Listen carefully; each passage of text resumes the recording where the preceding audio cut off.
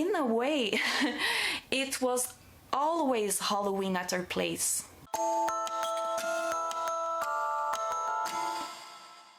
Hi, it's Val with more Halloween content. I hope you had a great Christmas. Mine was fun. I had fun with the kids. We have a lot of snow here, so we played outside and they loved it.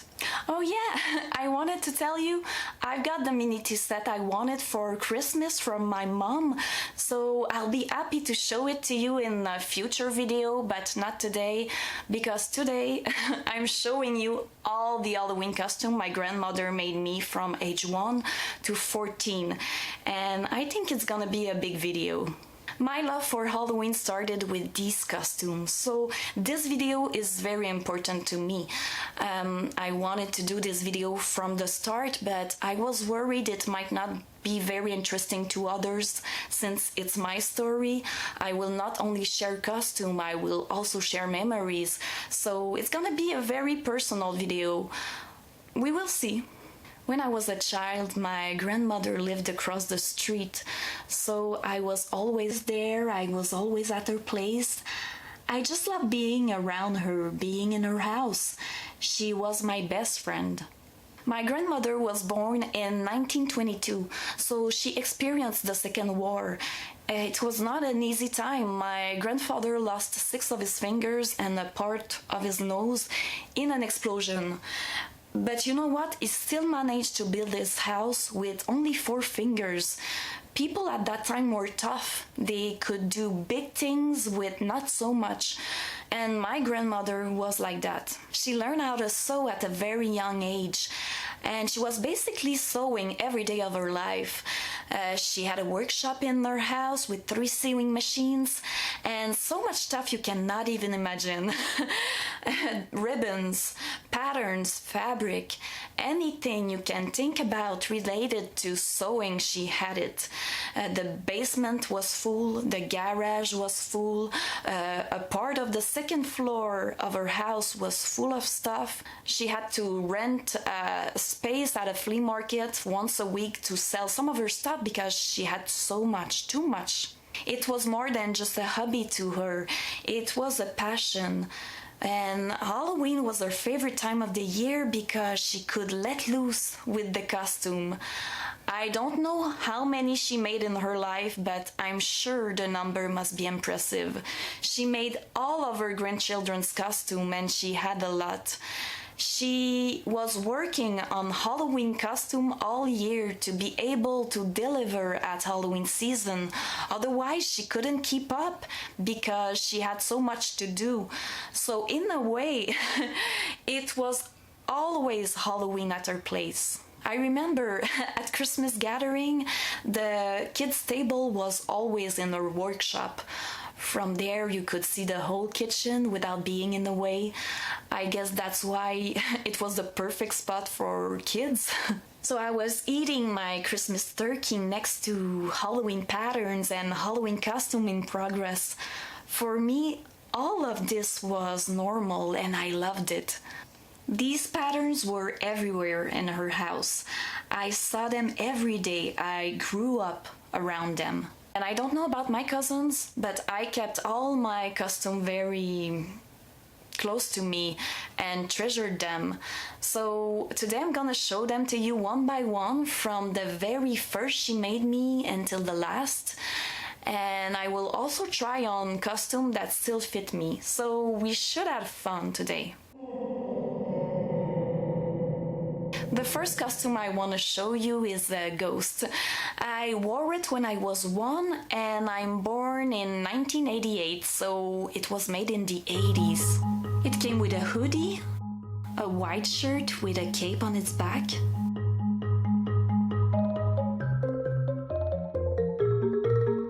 and white pants. For this costume I have no pictures to show you, so you will have to use your imagination. If you think it looks big on a 1-year-old, it's normal. She made her costume very large so we can put winter clothes underneath. Temperature in Quebec can be very harsh. I remember years where I trick or treat with my boots on, so yeah, you wanted to make sure to stay warm so you could trick or treat all night. One of the things I love about this costume is that you can remove the cape from the shirt. I think she made it that way so you can watch it easily, and everything holds with Velcro. It's a cool thing about this piece, and the cape in itself is incredible. I love the shiny fabric she used. It's without a doubt my favorite part of the costume. I like the hoodie too. I think it's beautiful from behind. I love that costume. I wish I had a picture of me in it. But luckily I've got one for my next one.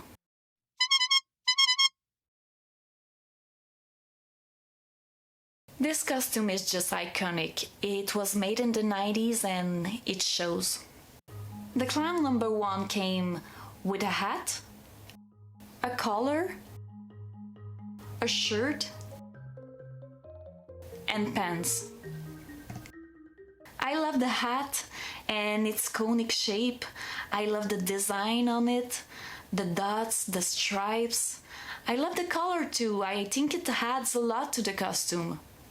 It's one of my favorite costumes, but it didn't age well, and because of that it's not wearable anymore. With time, the fabric became really hard and the elastic bands inside the wrists and ankles are totally broken. They loosen up with time and they just don't hold anything anymore. You can also see other signs of aging. By looking at the color, it has become yellow over time. I don't have many recollections of it since I was only 2 when I wore it, but I have one memory for my next costume and it's not a good one. The unicorn came with a headpiece, a shirt,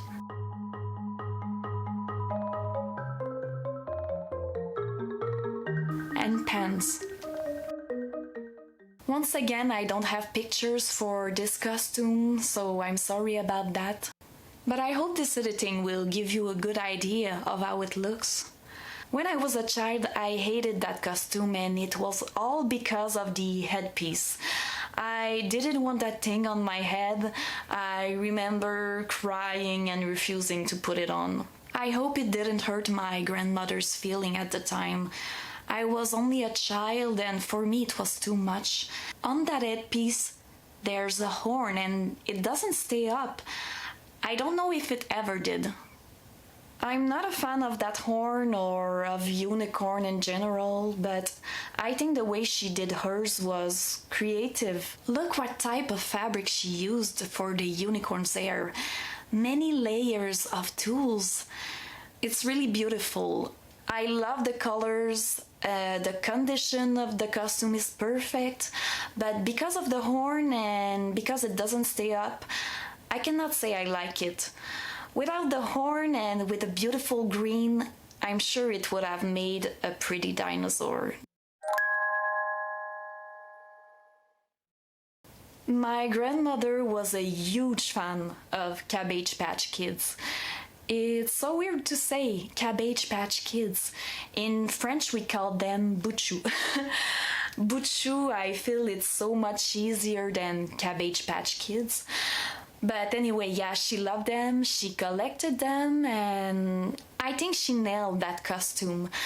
But it's so frustrating because I don't have the wig anymore, so I cannot show it to you. I played too much with it when I was a child, and at a certain point I needed to throw it away. She made it by herself with yellow yarn, and it looks so much like Cabbage Patch Kid's hair. It's crazy, look at that. And you know what? I didn't find the dress. I know I have it, but I don't know where it is, so today I can only show you the gloves. So here they are. They are actual gloves, not mittens. You have a space for each of your fingers, and it really impressed me. It must have been hard to make. One thing is sure, they are warm and comfy. I remember liking wearing them. They really look like Cabbage Patch Kid's hands. It's super fun, don't you think? Mammy, you did a good job with that one. I cannot believe I'm sharing this picture. So that's the baby. I didn't wear that costume a lot. It ended up being more my brother's than mine. It came with a giant pacifier, a hat, a shirt, and shorts. I loved watching my grandmother sewing costumes, and she didn't mind as long as I don't ask her 2 questions: for who that costume was and what it was.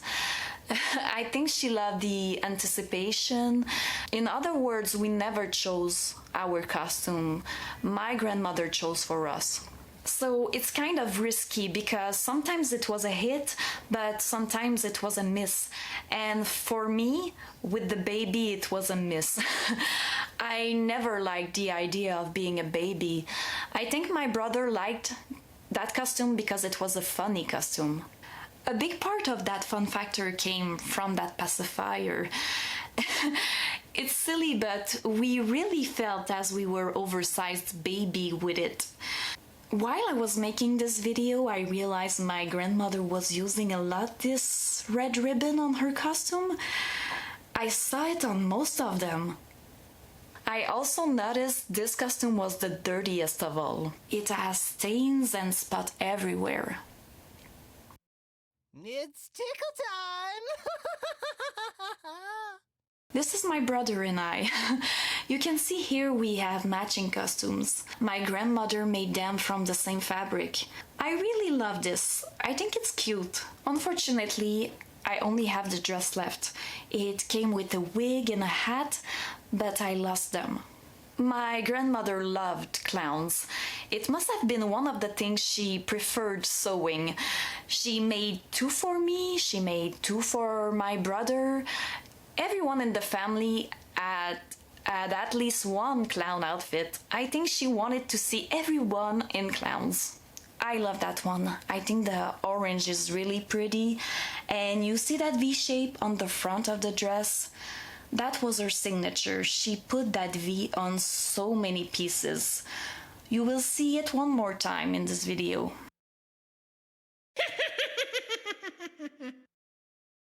I don't know if you remember, but I showed that costume in my very first video. But I didn't show it all though.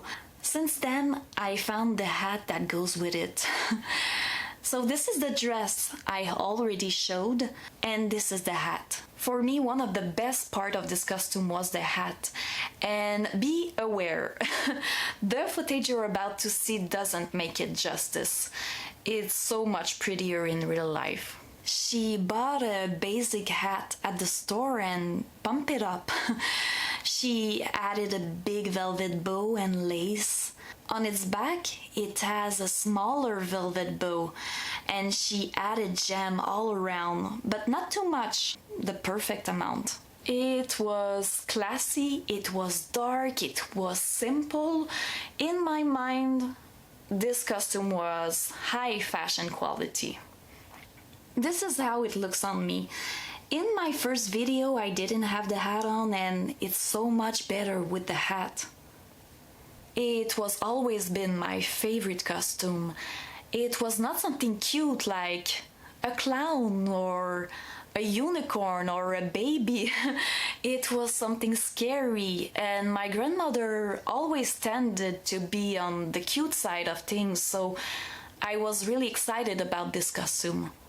The fabric of the dress still looks shiny and pretty, and even though it's the one I wore the most, its condition is perfect. With it, I was using this shiny disco belt, and if you want to know the full story of this green witch, you will have to watch my first video. I know it might sound ridiculous, but I don't know what this costume is supposed to be. Is it a peasant? Or maybe a princess? I'm not sure. It's not really important what it was. What's important is that I loved wearing it. I think it was my second favorite costume. It came with a pink dress and a blue skirt that went over it. I tried it on, but whew, it was really tight. I think the silhouette on this costume is really pretty. I love the large sleeves and the color. I think the pink of the dress works well with the blue of the skirt. Oh, and see? I told you she was using that red shiny ribbon a lot. And you will see it again. This costume has a very special place in my heart. She made it for me a few years before passing. You remember my grandmother had a lot of patterns. She was using them, but she never followed them. She was creative, so she needed to put her touch in her work, and I totally get that. But sometimes the results were strange, to say the least, and she really surprised me with this costume. The strawberry came with a hat, the dress, furry mittens, and furry feet. Furry mitts and furry feet. I never understood why she included them to the costume, and I never asked. Most of the time I didn't wear them. The elastic band underneath the feet are very dirty. Inside this costume, I almost felt like a Christmas candy or a Christmas gift. I don't know, I think it might be because of the choice of the colors. And look, she used that red ribbon again. It was the last costume she made me. She passed away in 2003, and it was the hardest period of my life. I lost my best friend, but I also lost Halloween as I knew it. For me, Halloween was my grandmother, and all I knew about it came from her. I was lost.